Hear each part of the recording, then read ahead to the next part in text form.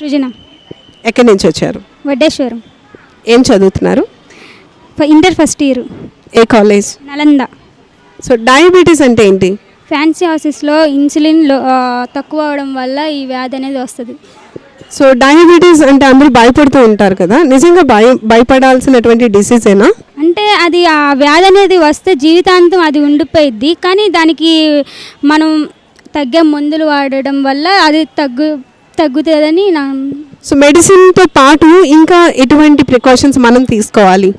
బయట ఫుడ్ అనేది తినకూడదు, ఇంట్లో ఉన్న ఫుడ్ తీసుకోవాలి, పైగా మెడిసిన్ అనేది టైంకి వేసుకోవాలి, మంచి న్యూట్రిషన్ అనేది అన్ని తీసుకోవాలి. సో ఈ జనరేషన్లో అవుట్ సైడ్ ఫుడ్ తినకూడదు అంటే కూడా చాలామంది దానిని అబ్జెక్షన్ చెప్తారు.